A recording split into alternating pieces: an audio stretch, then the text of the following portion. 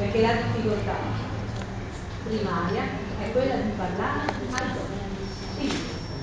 Quando andiamo all'estero, andiamo a fare i ragazzi e portiamo i ragazzi a vivere queste esperienze, la loro paura qual è? Non so parlare in francese, in tedesco, in inglese, non mi ricordo niente, perché devono raccontarsi agli altri e quindi si sentono inferiori.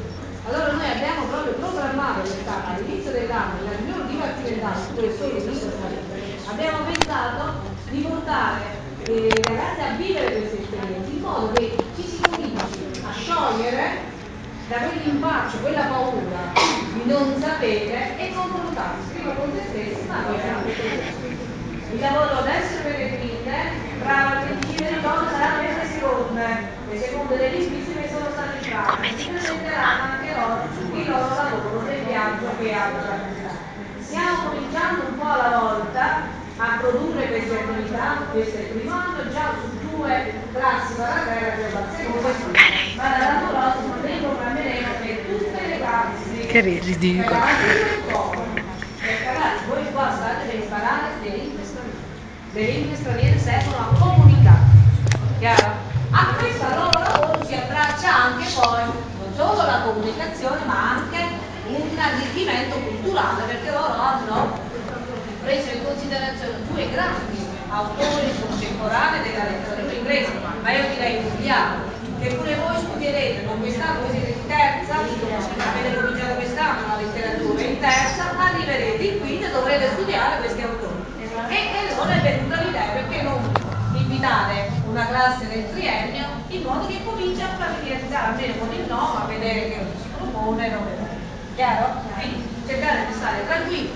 Se non capite tutto non fa niente, ma la comprensione è sempre principalmente globale, quella più fine, più sottile si fa poi. Senti qua. Questa è la quinta M che ha preparato il lavoro su Thomas Stearn.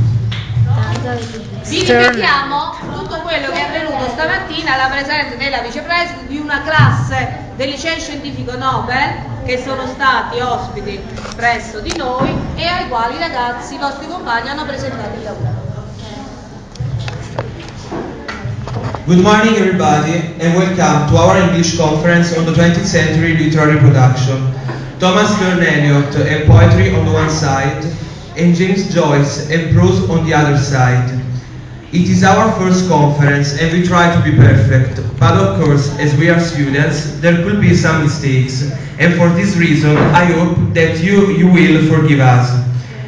I want to thank our English teacher, Mrs. Francesca Del Vecchio, who helped us and gave us all the input to succeed. I also want to thank the headmaster of our school, Mr. Michele Cirillo, and all the students and teachers of the other school, in particular, Mr. Giovanni Romano and the students of Liceo Scientifico Nobel.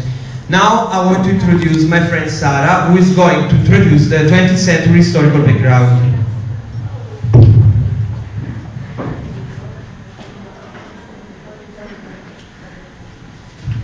The First World War was one of fearful cost to Britain, but it did not bring about a peaceful world that people had accepted.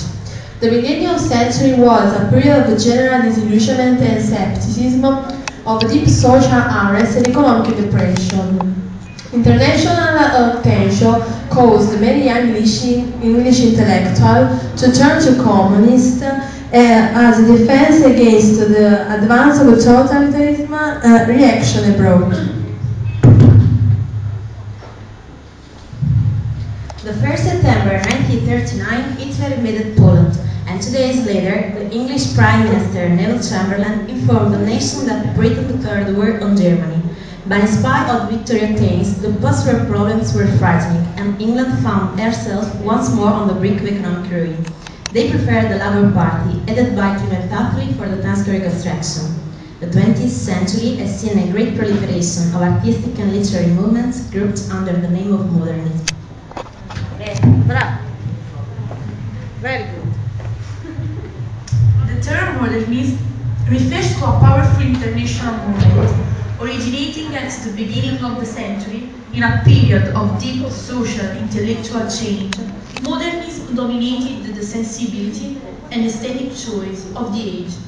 It implied a break with traditional values and assumptions, a rejection of naturalism and decadentism in favor of introspection and technical skill. And now I want to introduce my friend Julia, who is going to talk about figurative art. Very well.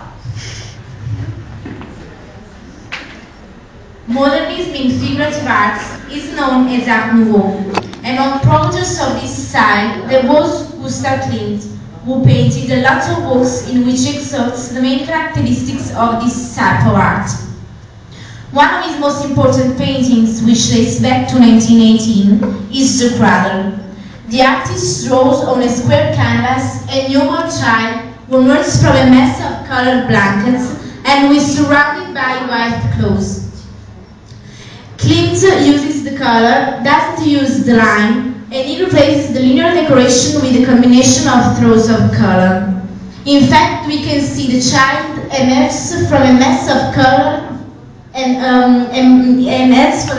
colored blankets and becomes a pink blotch as the other elements of the picture form a sort of an enchanted mountain. Through this painting, Klimt proposes the theme of naturalism, represented by the images of child's face, arms, and hands. And now, we pass from figurative arts to poetry with Arianna and Angela, who introduce Thomas Stearn Eliot's life.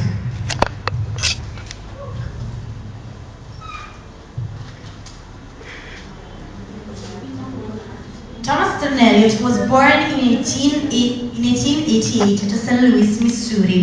He was educated at Harvard and at Merton College, Oxford. In England, he was for a time schoolmaster, bank clerk, and literary editor for the publishing house Faber and Faber. In 1914, he met Ezra Pound, with whom he would work closely on several major poems. 1 year later, he married Vivian Wood, and in 1923 he founded the influential literary journal, The Criterion. The West Land is the most important work of his literary production. The poem, which explored the degradation of values in the modern world, established Eliot as a major poet and a significant spokesman for his generation. In his works of this period, like The Hollow Man or Journey of the Magi, he expressed his search for religious certainty.